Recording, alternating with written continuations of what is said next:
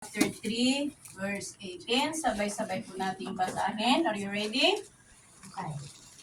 First John chapter 3, verse 18. Umunang Juan, kapitulo 3, versikulo 18.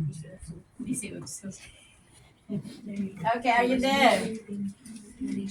Okay, sabay-sabay po nating basahin. 1, 2, 3, go! Dear children, let us not love with words or with tongue, but with deed and truth. May minsan pa?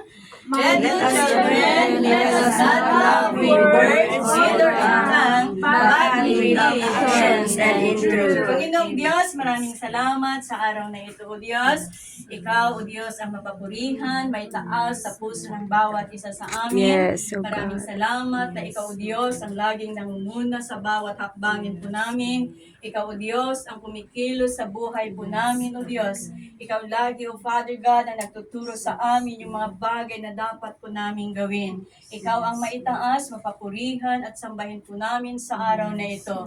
At sa oras na ito, Panginoon, ay basa ng iyong mga salita sa kalagitnaan po ng bawat isa sa amin, Panginoon. At dalangin ko, Panginoong Diyos, na Ikaw, O Diyos, ang patuloy na magbigay, O Diyos, ng understanding, heavenly understanding and wisdom sa bawat isa sa amin at maintindihan po namin yung mensahe mo sa araw na ito, O Lord God.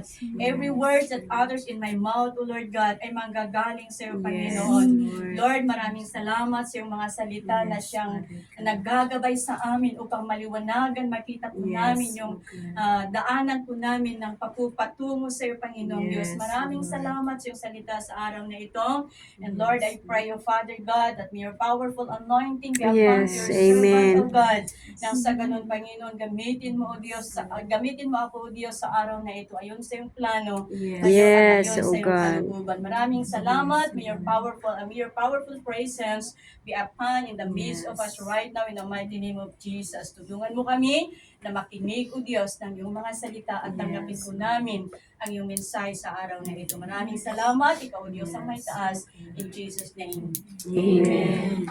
So lahat po tayo umupo, pinanak po tayo umupo, and ang title po ng mensahe natin sa araw na ito is Love in Action.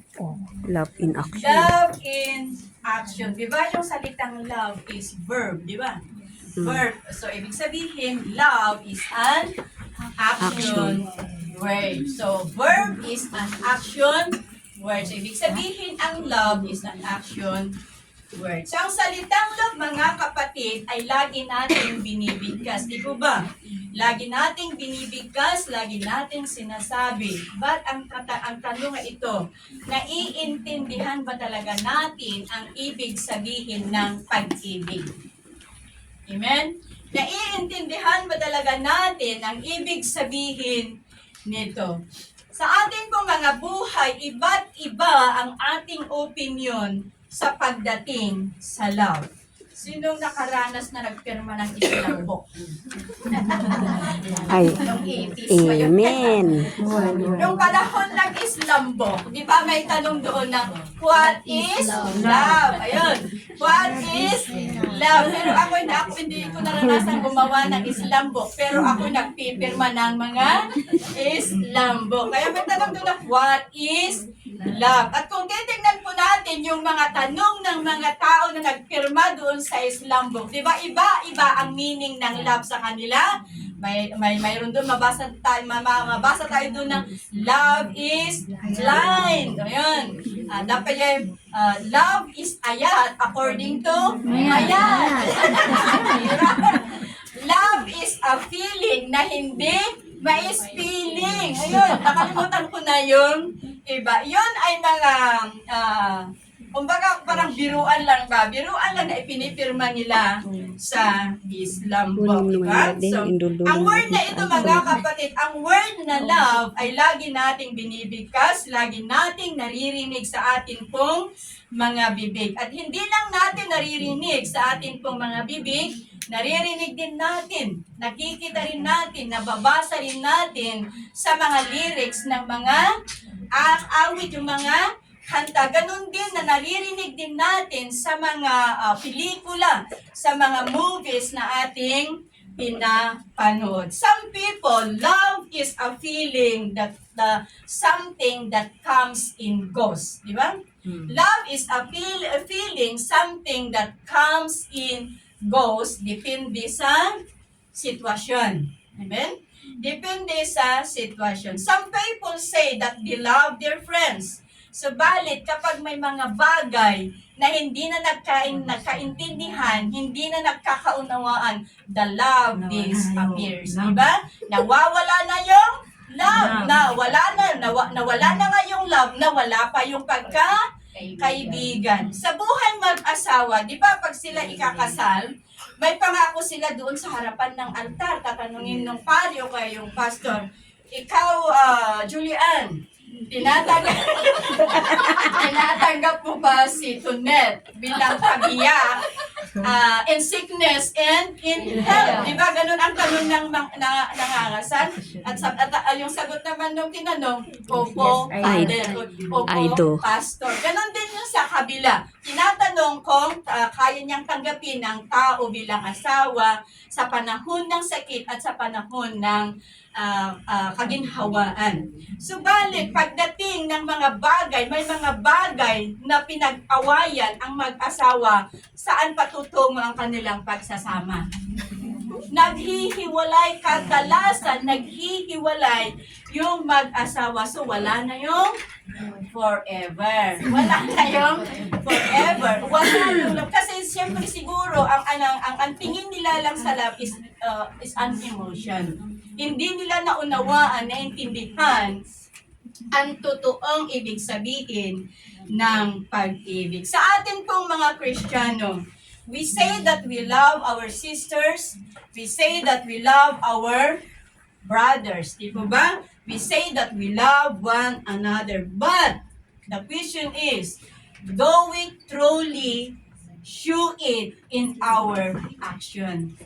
So, nakikita ba kung sinasabi natin na mahal natin, like for example for me, kung sinasabi ko na mahal ko si Sister Shireen, dapat ang love na yan ay naipapakita na talagang mahal ko si Sister Shireen, di ba? So, ang love is an action word, ito ay nakikita dahil very clear ang salita ng Panginoon that love ay hindi lang sinasabi, kundi nakikita sa atin pong mga gawa. Ang pagbigkas ng love ay hindi sapat, kundi ipamuhay po natin the way we treat other people, the way na magpatawad tayo sa ibang mga tao, the way na pagsilbihan po natin ang ibang tao. So ang verse po na binasa po natin mga kapatid is a challenge to everyone of us. Kung talagang ang pag-ibig na nasa puso natin ay naipapahayag or nakikita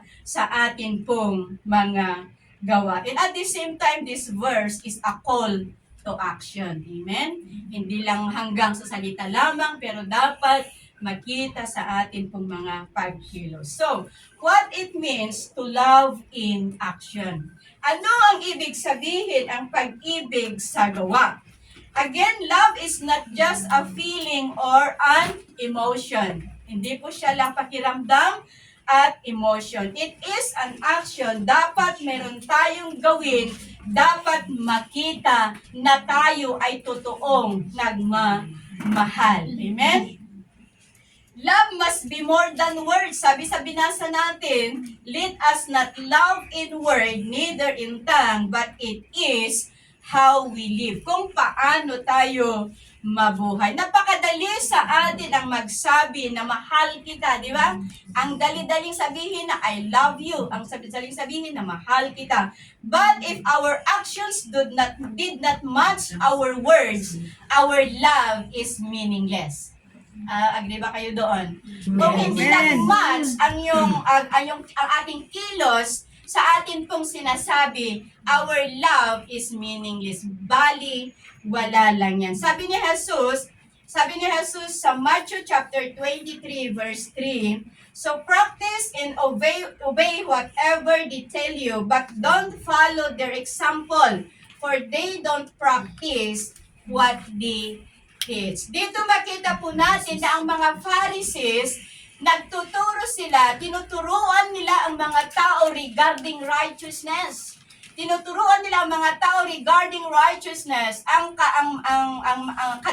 Kaso nga lang, yung righteousness na itinuturo nila sa mga tao ay hindi nakikita sa kanilang mga buhay. Hindi nakikita sa kanilang mga buhay. That's why Jesus rebuked them. So if love is only spoken but never demonstrated, the love is hypocritical and empty.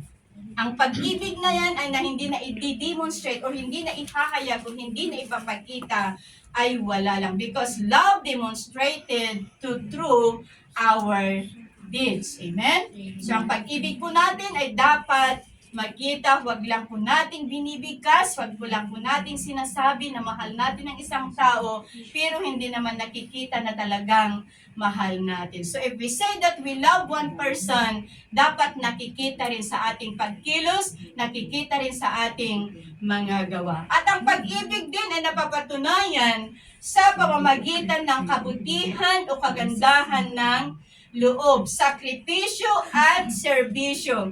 Si Jesus Christ, hindi lang niya itinuro regarding humility, pero ipinakita niya nung hinugasan niya yung mga paa ng kanyang mga disciples. Di ba hinugasan ni Jesus Christ yung mga paa ng kanyang mga disipulos, and that is humility. Hindi lang binigkas ni Jesucristo ang salitang humility, kundi inihayag pa niya, ginawa pa niya, ipinakita niya na totoong siya ay nagpapakumbaba, even though that He is God. So love is not just only spoken, but we see it is be seen, nakikita sa atin pong mga buhay. Isa pa, ang pag-ibig ay hinahangad niya ang kapakanan ng iba. So, ibig sabihin, love is not selfish. Amen? Love is not selfish. It prioritizes others too. So, kung mahal po natin ang isang tao, i-prioritize din po natin siya. Hindi lang yung sarili natin ang ating priority. Sa Philippians chapter 2, verse 4, don't look out only for your own interest, but take an interest in others too.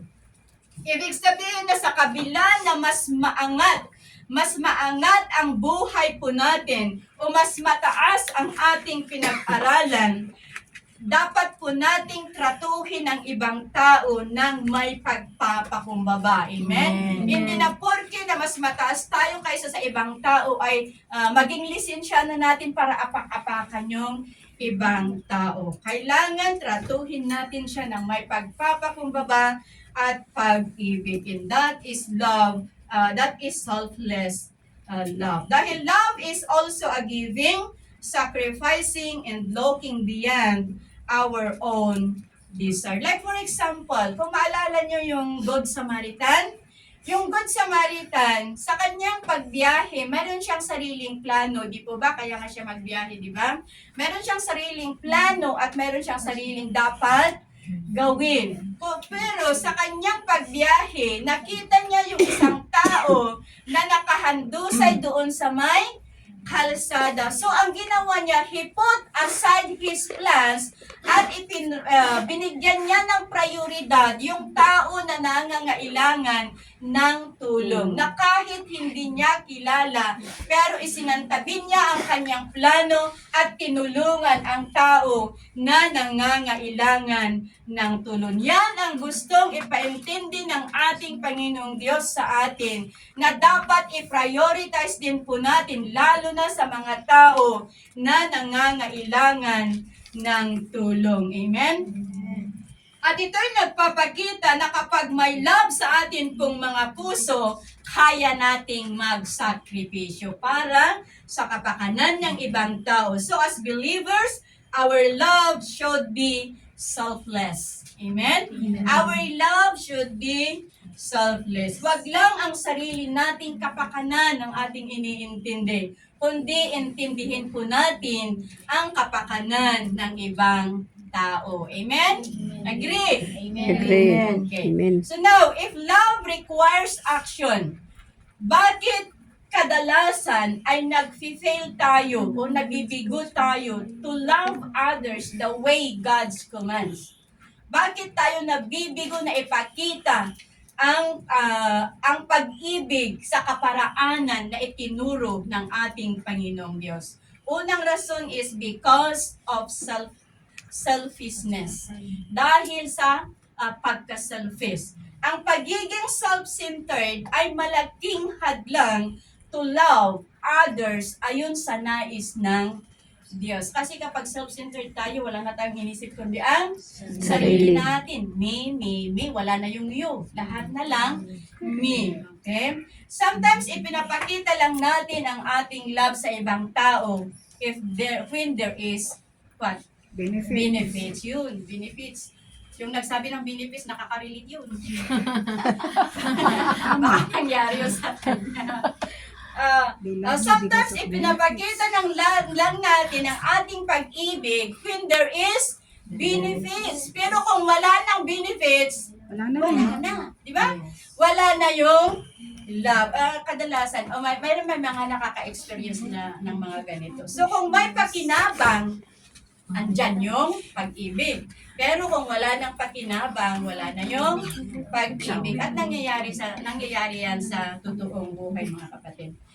Pero sa ating na nandito, I hope and I believe na hindi natin ginagawa sa iba. Amen? Amen. That's right. 1 Corinthians chapter 10, verse 24. Don't be concerned for your own good, but the good of others. Okay, so ano ang solution to combat this kind of love? Ano ang solusyon para malabanan natin ang selfish love sa atin pong mga puso? Let's pray to God for a heart that put others to. Nabigyan tayo ng Panginoon ng selfless na puso. Amen? Kung sa ganun, makita din po natin yung kailangan ng atin pong kapwa. Pangalawa na rason kung bakit hindi natin na ipapakita ang pag-ibig sa kaparaanan na nais ng Panginoong Diyos is because of fear of rejection. Dahil takot tayo na ma-reject, di ba? In this world, iba't iba ang characters po natin. Andun yung sinasabi natin na si ganito is showy, si ganyan is hindi showy. Hindi pare-pareho yung mga characters po natin. At meron din sa atin yung sobrang mahiyain, sobrang mahiyain. At meron din yung mga tao na kahit hindi na kahit wala sang kahit wala sa grupo pero nakikisali doon sa grupo. Di ba? Iba-iba ang ugali po natin, ang characters po natin. Pero bakit may takot na ipakita sa ibang tao ang kanilang pag-ibig? Dahil natatakot siya sa paging respond nung tao. Like for example, me and Pastor Rakat, meron akong tao na iparamdam sa kanya, takot pala, naparamdam sa kanya ang aking pag-ibig dahil takot ako baka isnabin niya ako. Di ba? May ganon. Baka isnabin niya ako at baka i-reject niya ako. And that is the reason kung bakit minsan hindi natin maipakita, hindi natin mai-apply, hindi natin maiparamdam ang ating pag-ibig sa ibang tao. Lalo na sa mga tao na sobrang mahiyain na andun na lang nakaupo sa isang tabi. Pero alalahanan po natin, sabi ni King Solomon sa Proverbs chapter 29 verse 25, fearing people is a dangerous trap. No?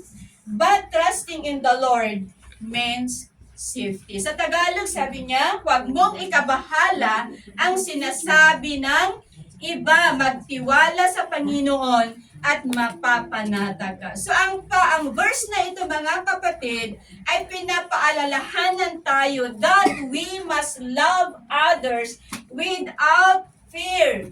Dapat nating mahalin ang ating kapwa na walang takot. So itanim po natin sa ating mga isipan na huwag tayong mabahala sa resulta, na iparamdam ang ating pag-ibig sa ibang tao. If they love us in return, nasa kanila na yun. Amen? Pero kung ayaw nilang tanggapin ang ating pag-ibig, they don't want to return our love to them, nasa kanila na yun. At least, ginawa natin ang tama ayon sa nais at kalooban ng ating Panginoong Diyos. At iyon ay ginawa natin dahil mahal natin ang Panginoon and we want to obey His words. Amen? So kapag may mahiyain dito, doon ako mahiyain ako. Kaming angkan, mahiyain kami, sobra kaming mahiyain na Michelle. Sobra kaming mahiyain. Ako lang medyo makapal ang mukha sa magpipinsan, yung mother ni Michelle, yung ako at saka yung pinsan ko na isa kasi very close kaming tatlo.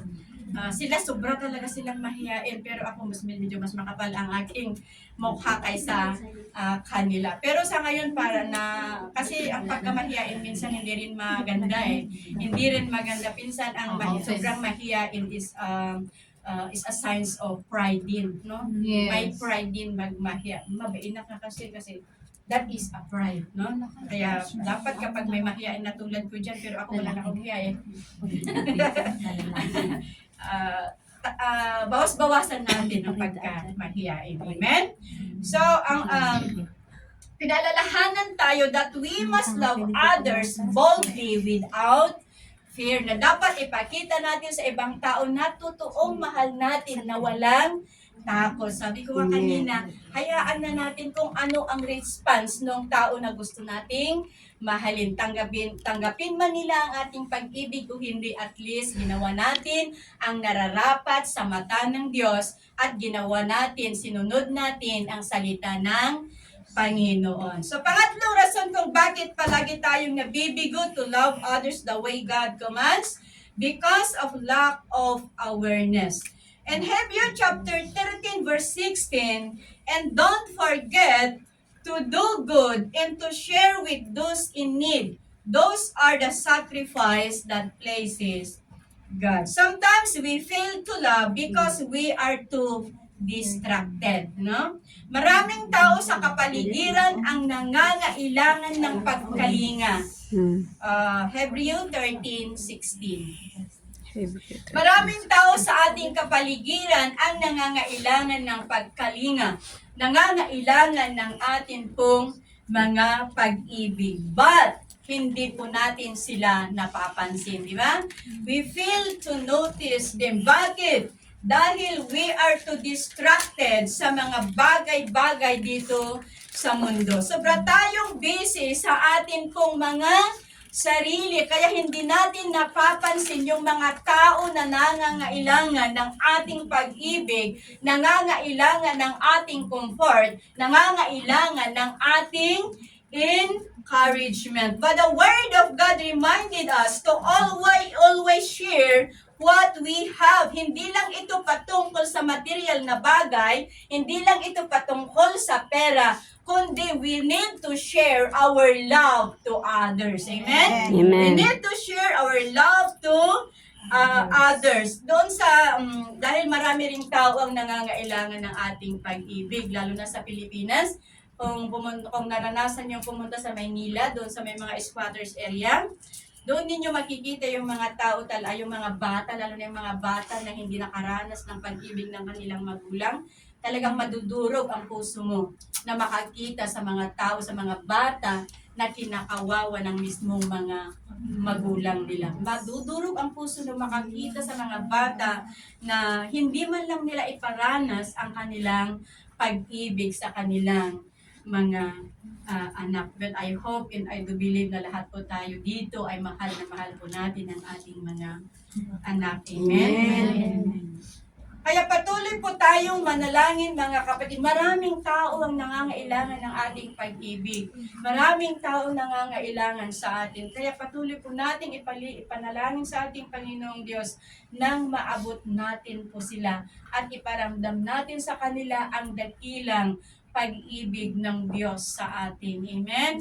Let's pray always to God na abutin po natin sila, na gumawa ng Diyos ang kaparaanan upang maabot natin sila at iparanas natin, iparamdam natin sa kanila ang pag-ibig ng Diyos na sa atin sa pamagitan ng atin pong mga buhay upang maranasan nila ang pag-ibig ng Diyos na nararanasan din natin. Amen? So, Paano na naman nasabi natin kanina, na yung tinalakay natin is yung mga reason kung bakit nag-fail tayo to love others the way God's command. Ngayon naman, paano naman natin i-demonstrate ang ating pag-ibig in our daily lives? Paano natin iparamdam sa iba ang ating pag-ibig sa bawat araw ng ating pong mga buhay? Number one, we can demonstrate our love through serving others. Sa pamagitan ng ating paglilingkod sa ibang tao. Sa Galatians chapter 5 verse 13, Galatians chapter 5 verse 13, for you have been called to live in freedom, my brothers and sisters, but don't use your freedom to satisfy your sinful natures. Instead, use your freedom to serve one another in love. So pinalaya tayo ni Jesucristo through His blood from the bondage and slavery of sin and translated us into His kingdom to serve one another with love. So, use our freedom wisely. Wag po natin gamitin ang kalayaan na ipinigay ng ating Panginoong Diyos para maltratuhin natin ng iba, para apak-apakan natin ng iba, but we need to use our freedom wisely. Huwag po tayong magsawa na paglingkuran ng ating kapwa na kahit minsan hindi na-appreciate ang ginagawa natin because we do everything for the glory of God. Hindi po tayo kumikilos para ma-please ang ibang tao, pero kumikilos tayo upang mapapurihan ang ating Panginoong Diyos. Because we love God and we want to obey Him. Kaya sinusunod natin, ginagawa natin yung mga bagay na dapat po natin gawin. Even Jesus Himself, He did not come in this world upang paglingkuran tayo, di ba? Pero siya ang paglingkuran natin siya. Pero siya ang naglingkod sa atin. Amen? Sa Matthew chapter 20 verse 28, for even the Son of Man came not to be served, but to serve others, and to give His life as a ransom of many. And that is because of His great love toward us. And this reminded us as followers of Christ that we should prioritize serving others above our own gain and interest. Katulad sa ginawa ng ating Panginoong Diyos. Amen? Na kahit hindi tayo, kahit wala tayong titangdan iti Tagalog. Sahod. Sahod. Ayun, sahod pala.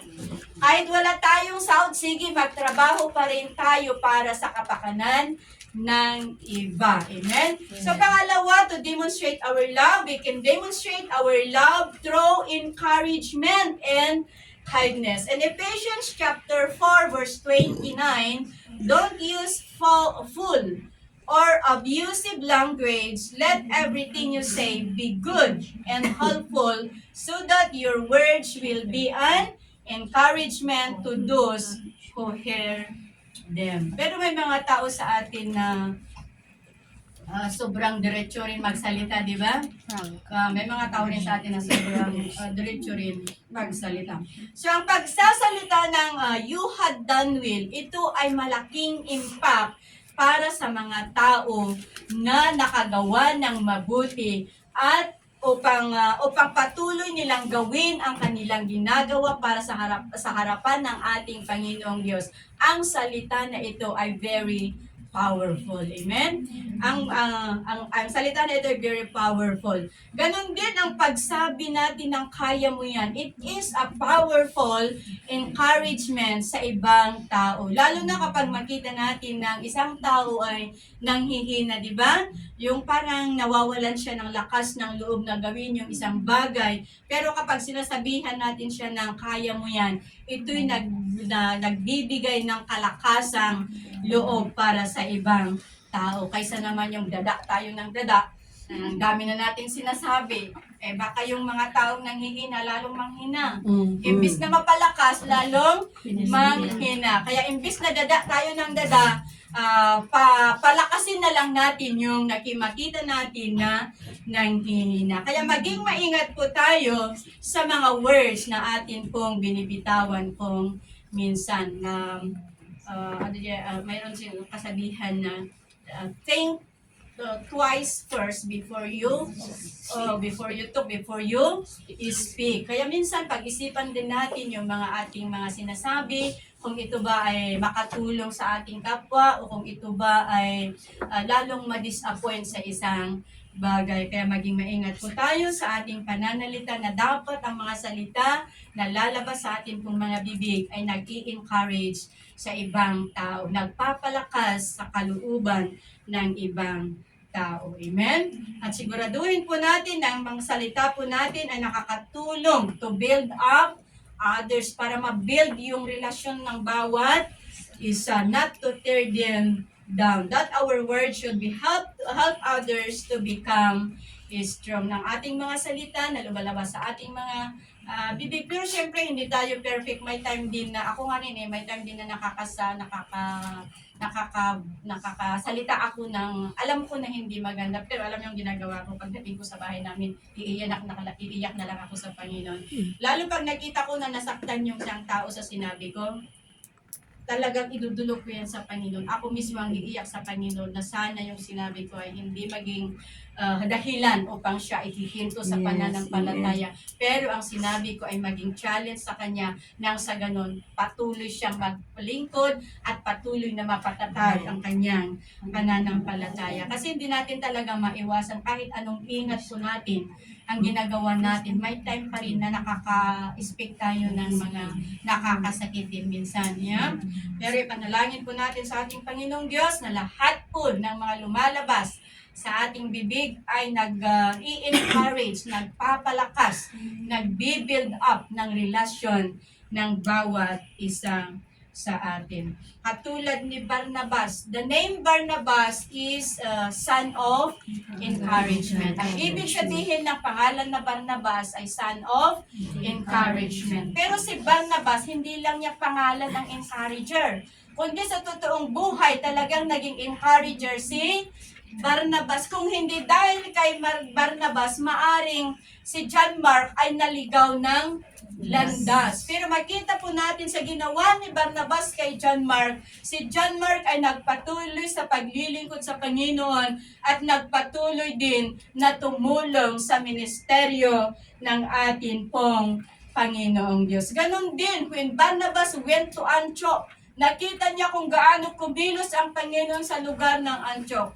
And Barnabas encouraged them to grow deeper in their faith, na lalong mapalalim, lalong nilang i-develop ang mas matatag na pananampalataya, lalong nilang i-develop ang mas malalim na relasyon sa ating Panginoong Diyos. At ito ang nais ng Diyos sa buhay ng bawat isa po sa atin, na maging tayo, bawat isa ay maging encourager, nang sa ganun makita po natin ang pagkilos ng ating Panginoong Diyos. Kaya sa lahat po ng mga kaibigan natin, lahat po ng makakilala natin, na alam natin na nanghihina sa paglilingkod, let's pray for them and encourage them through our words, upang sila'y bumalik at maging matatag, maglingkuran sa ating Panginoong Diyos the way God wants us to do. Number 3, we demonstrate our love through giving and generosity.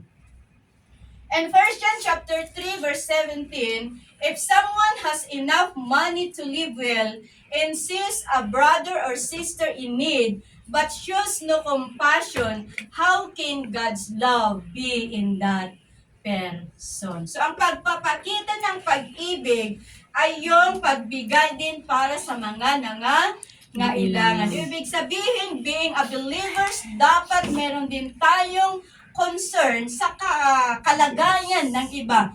Dapat meron din tayong concern sa sitwasyon ng Iba katulad sa mga kakilala po natin na hindi maganda ang sitwasyon nila sa kanilang mga employer. Let's pray for them. Amen? Nang sa ganun kumilos ang Panginoon sa kanilang mga employer at maging maayos ang pakikitungo ng kanilang mga employer sa kanila. Let's ipakita po natin ang concern po natin sa kanila kasi ang pagiging concern hindi lang po ito patungkol sa pera, kundi patungkol sa atin pong mga puso. We must be generous to pray others. Amen? We must be generous to give others, those who in need encouragement, in need love, and even finances. Because praying other people behind the scene is a demonstration of true love. Hindi kailangan ay panalangin lang natin yung isang tao kapag nandyan siya. We can pray them in our devotion. Mas maganda na panalangin po natin sila behind the scene dahil ang Diyos ang nakakikita ang ginagawa natin behind the scene. Hindi man nila makita pero ang Diyos nakikita niya. So let's find a way to bless someone through our giving. Amen? Through our actions, through our deeds. Amen? So, mga kapatid, kailangan maipakita ang ating pag-ibig sa bawat isa. Dahil una sa lahat,